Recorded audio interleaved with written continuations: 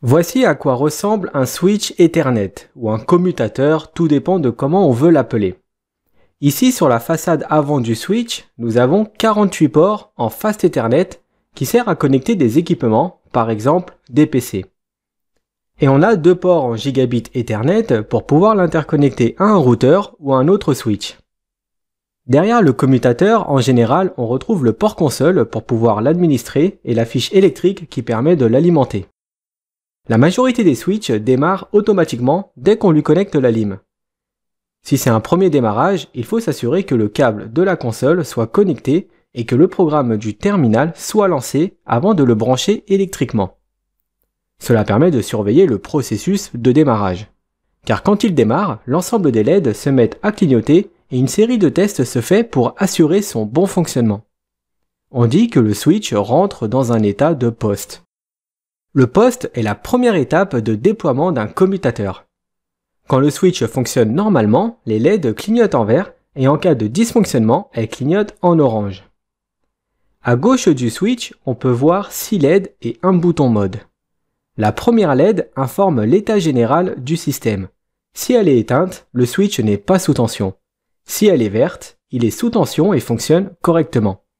Ce qui signifie que l'iOS a bien été chargé. Et si elle est orange, ça veut dire que l'ensemble des tests du processus post n'ont pas été validés et donc l'iOS n'a pas pu être chargé. La deuxième LED informe l'état de la seconde alimentation s'il y en a une, qui sert pour la redondance du switch. La LED Stat informe l'état général du port. Celle d'après correspond au mode duplex. Si allumé, il est en full duplex et si éteint, il est en half duplex. Ensuite, nous avons la vitesse du port. Si éteint, c'est du 10 mégas, si vert fixe, c'est du 100 mégas, et si vert clignotant, c'est du 1 gigabit par seconde. Et la dernière LED informe l'état PoE du système. Certains switches ont des ports auto-alimentés, très utiles par exemple pour alimenter des téléphones IP. Le bouton mode permet d'obtenir des informations sur l'état du switch, notamment en combinaison avec les LED Stat, Duplex et Speed. Mais la plupart des admins l'utilisent plutôt pour faire une récupération de mot de passe en le maintenant appuyé pendant 10 secondes. Alors parmi toutes ces LED, celle qu'il faut regarder en priorité, c'est la LED Système. Contrairement à un ordinateur, les switches Cisco ne disposent pas de clavier, souris et moniteur pour le configurer. Lors de son premier démarrage, il faut le configurer à partir d'un PC qui sera connecté directement sur son port console. Pour ce faire, il faut un câble console, c'est simplement un adaptateur RJ45 en DB9, et il faut un logiciel de communication comme Hyperterminal configuré avec les mêmes paramètres que sur l'image. Alors si on n'a pas de port DB9 sur son PC, il faudra utiliser un adaptateur USB en port série. Sur les nouveaux équipements Cisco, une connexion directement en USB est même disponible. Lorsqu'une connexion à la console est établie, on accède par défaut au mode utilisateur. Pour commencer la configuration, il faut rentrer en mode privilège en utilisant la commande Enable. Une fois connecté, il est possible de vérifier l'état du logiciel et du matériel en utilisant plusieurs commandes de type show à exécuter en mode privilège. La commande show interface affiche des informations sur les interfaces réseau du switch. Généralement, on utilise cette commande suivie de l'interface qu'on souhaite afficher, comme dans l'exemple show interface fast Ethernet 01. Cette commande sort de nombreuses informations sur le port. Ici, on voit que l'interface Fast Ethernet 01 est up ainsi que le protocole, ce qui signifie que le port fonctionne correctement.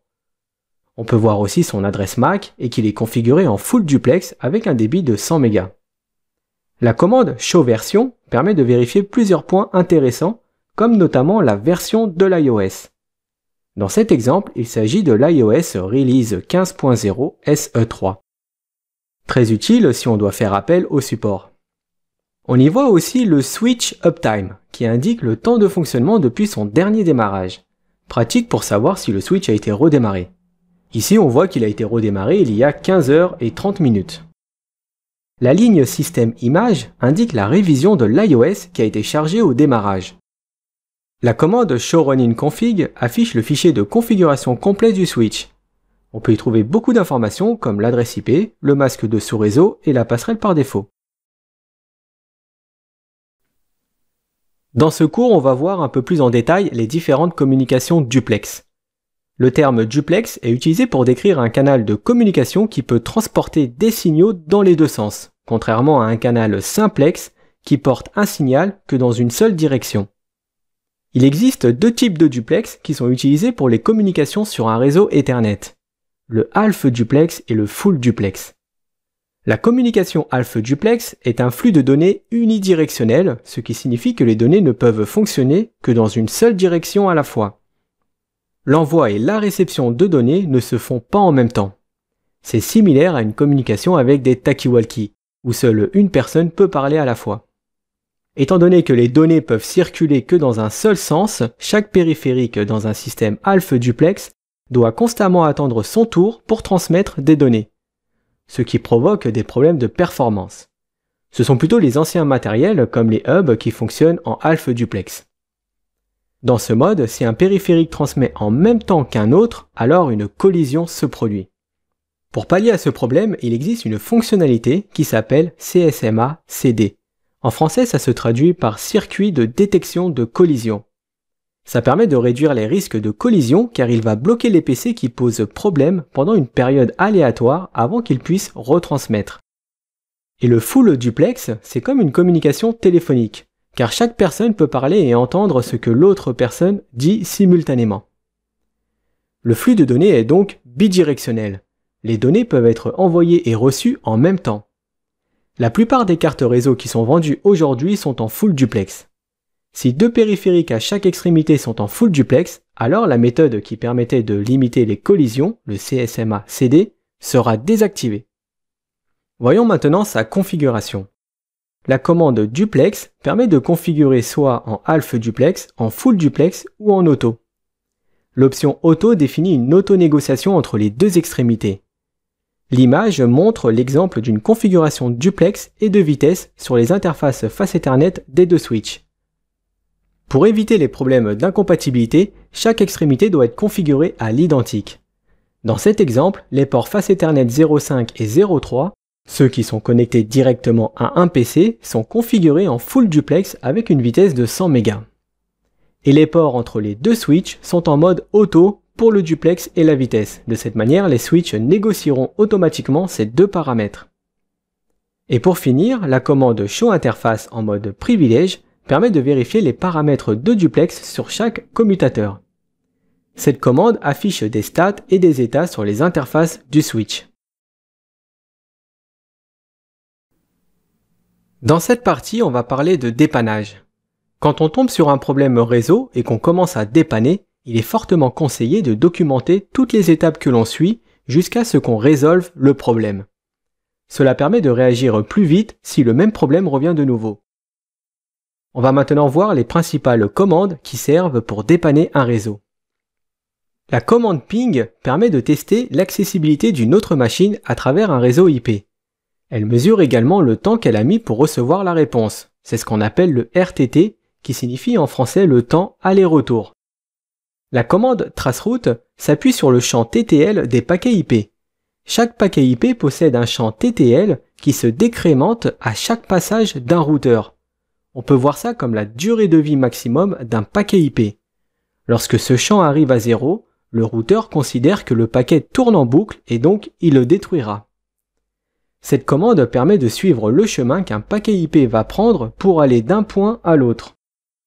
Et la commande telnet est un protocole qui permet de se connecter sur un serveur distant. Lorsqu'on l'utilise, le numéro de port par défaut qui est utilisé est le port 23. Nous avons vu qu'il était possible de configurer un port avec 3 modes duplex différents, half, auto et full, et qu'on pouvait aussi configurer la vitesse sur chacun des ports. Si l'un de ces paramètres est différent entre deux équipements, cela pourrait causer pas mal de problèmes de communication, que ce soit entre deux switches, un switch et un routeur, ou bien un poste de travail et un switch. En général, ça se produit quand on configure soi-même la vitesse et le mode duplex. Par exemple, si une extrémité est définie en full duplex et l'autre en half duplex, alors il y aura pas mal de problèmes. Et même si d'un côté on a du full duplex et de l'autre c'est configuré en auto, il suffit que l'autonégociation échoue et fasse passer le port en half duplex pour qu'il y ait une incompatibilité. ce qui peut causer de grosses lenteurs sur le réseau et de nombreuses pertes de connexion. La commande Show Interface, suivie du numéro de l'interface, permet de vérifier les paramètres duplex et de vitesse. Si le protocole CDP est activé et qu'il y a des problèmes de duplex, alors il est possible de voir des messages d'erreur s'afficher directement sur la console. CDP est un protocole de découverte de réseau qui travaille à la couche 2. Il permet de trouver d'autres périphériques voisins qui sont directement connectés. On a vu que sur la console, des messages d'erreur de type duplex pouvaient s'afficher automatiquement. Eh bien c'est aussi le cas quand une interface tombe, c'est-à-dire quand elle passe d'un état up en down. Voici le type de message qu'il est possible de trouver sur sa console. Et pour finir, si on veut configurer les différents modes duplex, il faudra simplement utiliser la commande duplex directement dans l'interface.